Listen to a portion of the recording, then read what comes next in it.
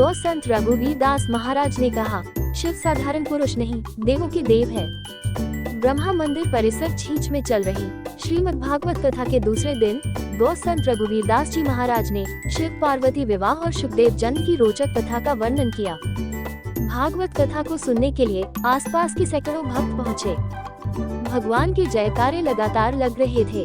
कथा रोजाना 11 बजे से 4 बजे तक हो रही है। व्यासपीठ से गौ संत ने भक्तों को बताया कि हिमालय राज की कन्या पार्वती बड़ी होने लगती है। पार्वती ने मन में प्रण लिया कि वह शिव को पति के रूप में प्राप्त करेगी।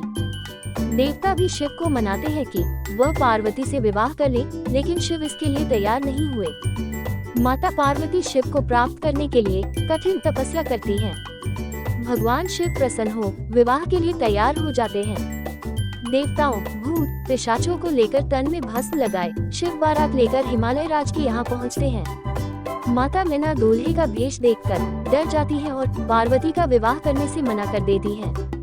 सभी ने समझाया कि शिव कोई साधारण नहीं है, वह तो देवों के देव हैं। उन्होंने बताया कि माँ पार्वती और भगवान शिव का विवाह होता है और देवता पुष्पों की वर्षा करते हैं। अगले प्रसंग में भगवान शिव माता पार्वती को अमर कथा सुना रहे हैं। माता को नींद आ जाती है और उनकी जगह एक तोता हुंकारी भरने लगता है। जब शिव को पता चला तो उन्होंने शिव को मारने के लिए त्रिशूल छोड़ दिया। तीनों लोगों में भागता शिव व्यास के आश्रम पहुंचा और उनकी पत्नी के मुख से गर्भाशय में पहुंच गया, जहां वह 12 वर्ष तक रहे और भगवान कृष्ण के आश्वासन के बाद जन्म लिया। कथा के दौरान भूपेंद्र दवे, बालमुकुंद दवे, मधुसूदन जोशी, दिलीप दवे, रमेश त्रिवेदी, रतन सिंह राव, विठल पंड्या, रमेश दवे, पार्वती चौहान, हेमंताचार्य सहित सकल वैष्णव समाज के भक्तजन मौजूद रहे। इस मनुष्य देह को दुर्लभ बताया। इस बार मिला है, अगली बार के लिए कोई गारंटी नहीं, पक्का कर लेना।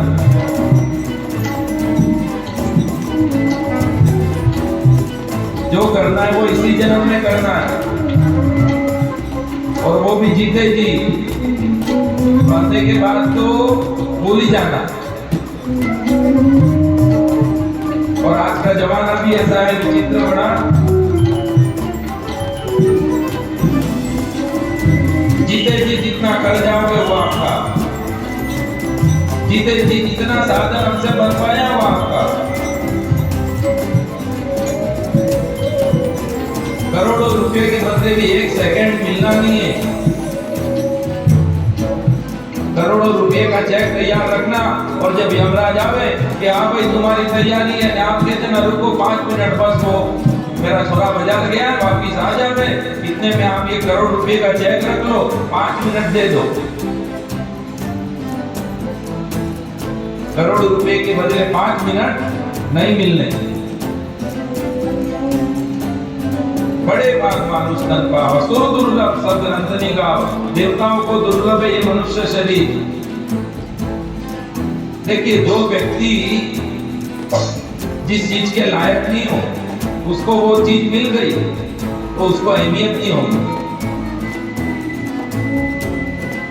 अपना कहेवत है, वांद्रानाथ में लाडू, वांद्रानाथ में लाडू आप दो, ये पूरो इन्हें मोरी नाखेगा, खाता नहीं आवड़ेगा, मोरी नाखेगा, पूरो दोरी नाखेगा, खराब करी नाखेगा, आमनो तेमनो फेंकी देगा। केम बोले ना, वांद्रा ने लाडू नी अहमियत नहीं। ऐसे ही जो भगवान की कृपा से जन्म हमें प्राप्त हुआ है, उसकी अहमियत हमें पता नहीं है। अरे लोग ऐसे देशों में पैदा होते हैं जिन देशों में केवल भोग भोगना ही प्रधानता है, खाओ पियो मजे करो। ऐसे अरे पूरे विश्व में भारत को छोड़कर सभी देश ऐसे हैं जहां खाओ पियो मौज करो की धारणा है।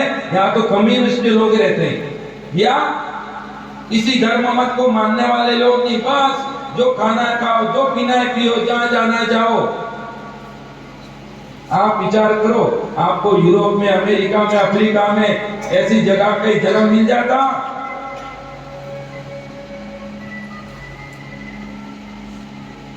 तो घूमते रहते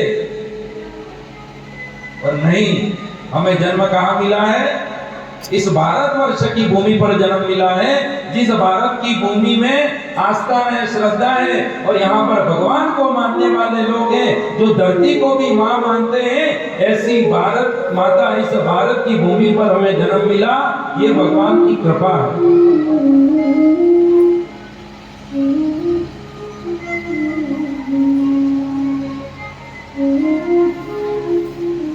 उस भारत की भूमि में भी राजस्थान जैसा श्रद्धा, धर्म और सभी संसाधनों से परिपुष्ट ये हमारी धरा वागड़ की, और उस वागड़ की धरा में भी जहां जगत पिता ब्रह्मा जी महाराज विराजमान है, पूरी धरती पर ब्रह्मा जी के 3 ही स्वरूप हैं। पूरी धरती पर केवल 3 जगह ब्रह्मा जी महाराज विराजमान हैं, और उन 3 जगहों में एक जगह हमारा यह क्षेत्र, हमारे यह गांव भी है। बताओ भगवान की हमारे ऊपर कितनी कृपा है कि जगत पिता ब्रह्मा जी की गोद में बैठकर हमें यह कथा सुनने को मिल रही है, और इस कथा को स्वयं भगवान भी सामने सन्मुख बैठकर श्रवण कर रहे हैं।